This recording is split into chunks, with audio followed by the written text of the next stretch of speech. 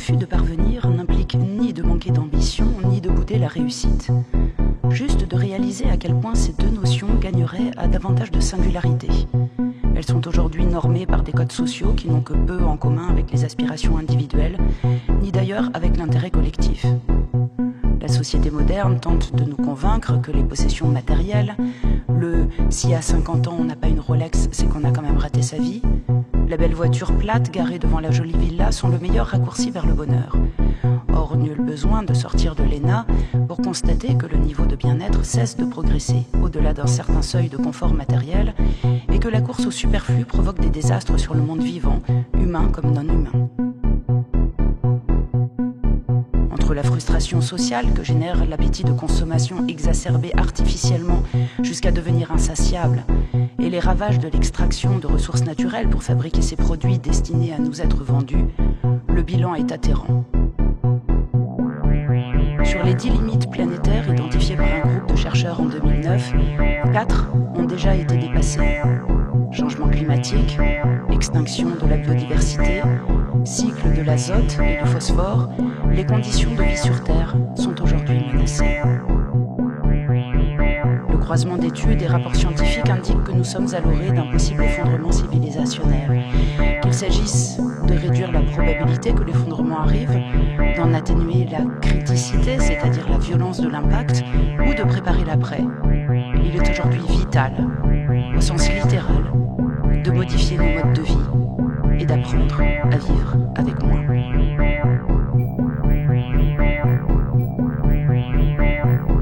Bien sûr, il y a des besoins élémentaires qu'on ne peut satisfaire sans argent.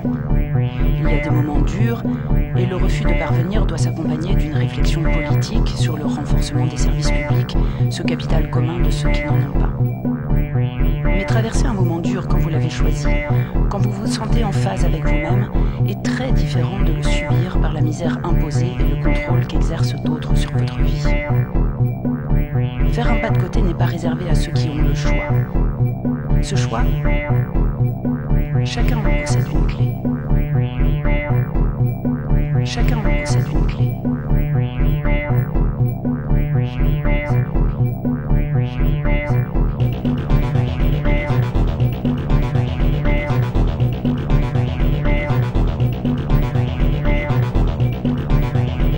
Il ne s'agit pas de se dépouiller par goût de l'ascèse ou d'héroïsation de la privation, mais au contraire de se mettre en quête de ces merveilleux insignifiants, ces petits luxes à soi, ceux qui se trouvent à portée de main et ne nuisent pas.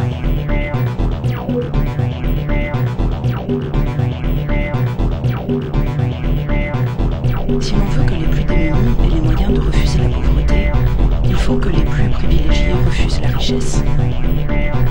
Chaque bien matériel acquis dans un système capitaliste, structurellement inégalitaire, vient spolier ceux d'en bas. Par le prélèvement sur un stock de ressources naturelles limitées et par des conditions de travail guidées par la recherche de profit. Victor Hugo écrivait à propos du travail des enfants: « Travail mauvais qui prend l'âge tendre en sa serre, qui produit la richesse en créant la misère. » Travail mauvais qui prend l'âge tendre en sa serre, qui produit la richesse en créant la misère.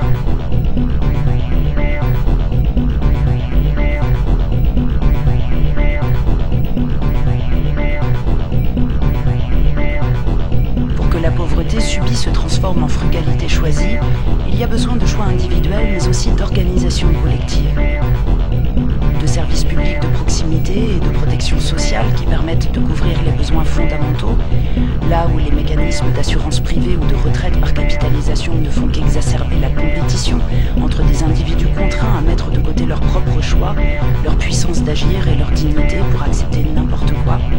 Besoin de la garantie minimum de conditions matérielles d'existence décentes pour dégager l'esprit des préoccupations urgentes, cesser de dégringoler la pyramide de Maslow de l'estime de soi jusqu'à la fin et permettre à chacun de sortir suffisamment la tête de l'eau pour participer à la vie de la cité.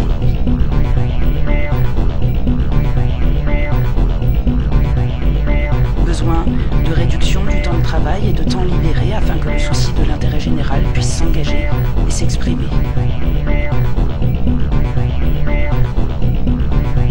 L'émancipation passe aussi par l'accès à l'éducation et la culture qui, en dehors des centres bourgeois, ne seront jamais garantis par un opérateur privé, sauf à nous vendre des boys bands formatés et autres prestations auto-tunées. Enfin, sans lutte collective pour l'égalité et la justice sociale, il y a fort à parier que les milliardaires ne verront jamais l'intérêt de limiter d'eux-mêmes leurs revenus ni diminuer leur train de vie, continuant ainsi à alimenter la spirale délétère de la consommation ostentatoire et du pillage des ressources, naturelles comme humaines. Il y a enfin besoin d'une organisation collective qui assure ses dispositifs de solidarité pour rétablir le consentement à l'impôt et en refaire un outil de redistribution efficace. Payer des taxes n'est acceptable que si on en voit l'utilité pour soi ou la société. Du salaire durement gagné à un poste qu'on n'a pas choisi se transforme en subvention publique à des entreprises qui versent des dividendes à leurs actionnaires pendant que nos trains se meurent et que nos hôpitaux ferment, cela ne peut que dégoûter un peu plus les contributeurs de tout effort de partage et effacer un peu plus les mécanismes d'entraide au sein de la société. De chacun selon ses moyens, à chacun selon ses besoins, mériterait d'être un jour gravé à la pointe de l'Opinel, dans le marbre gris des murs de Bercy. Dans le marbre gris des murs de Bercy.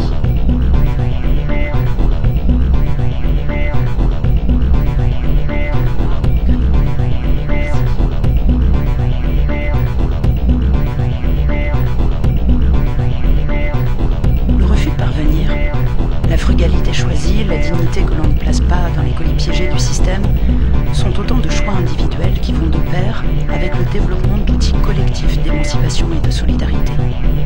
Pour qu'il y ait refus, il faut qu'il y ait possibilité. C'est le rôle de la politique, au sens de l'émanation organisée de la société, que de fournir le cadre collectif qui rend possible le libre choix des individus qui la composent.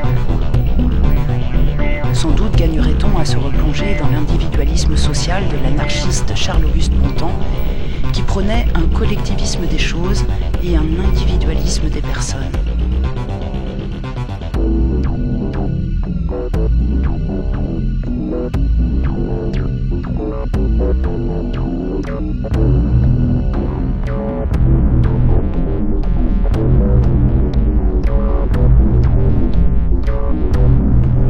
Certain que cette réconciliation des demi-dimensions individuelles et collectives a cruellement manqué aux grandes familles politiques, restées coincées entre le choix binaire de l'émancipation par le groupe ou de l'individualisme libéral.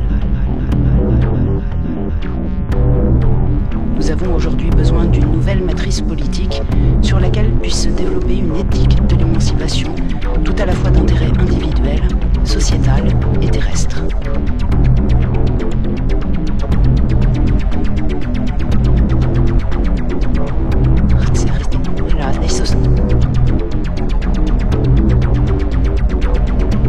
Le refus de parvenir revêt enfin un autre intérêt collectif aujourd'hui, celui de la lutte contre l'hubris et la démesure qui sont en train de détruire les conditions d'habitabilité de la planète.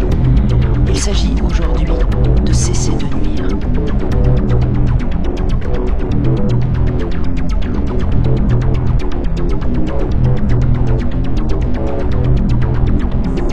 Cela passe dès maintenant par le fait de cesser de coopérer avec le système, puis de produire autrement, autre chose, pour en revenir à la valeur d'usage, en questionnant nos besoins, mais aussi fatalement par une réduction des consommations globales, et pour que cette réduction se fasse de manière socialement acceptable, par une meilleure répartition des ressources en son sein.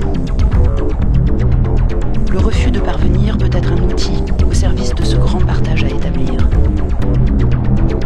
De manière plus générale, le refus de parvenir, en croisant détachement des conventions sociales et attachement à ses pairs pour ce qui est de son acception libertaire, me semble entrer en résonance avec le fondement même de l'émancipation humaine, dans son sens le plus profondément politique.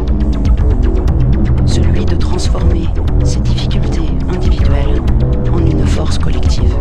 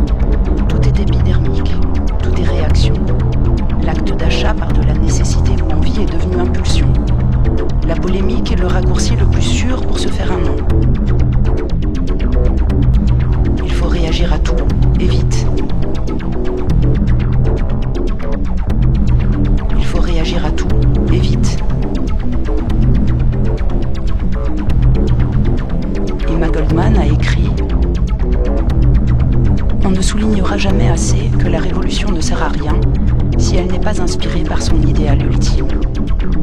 Les méthodes révolutionnaires doivent être en harmonie avec les objectifs révolutionnaires. Les moyens utilisés pour approfondir la révolution doivent correspondre à ces buts.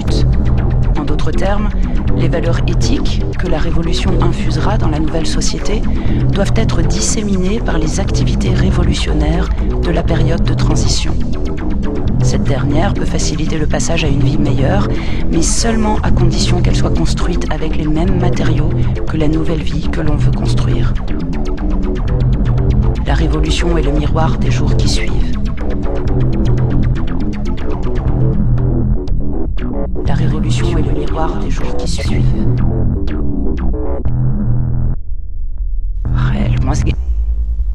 فلو جاملة أخذت فقنا يوم لقي البطرة فوس رجوش داكيس ديلو بالي ولا نقطن ديو نقو دونيل مش ديسا سالي ولا نقطن ديو نقو دونيل مش ديسا سالي ولا نقطن ديو نقو دونيل مش ديسا سالي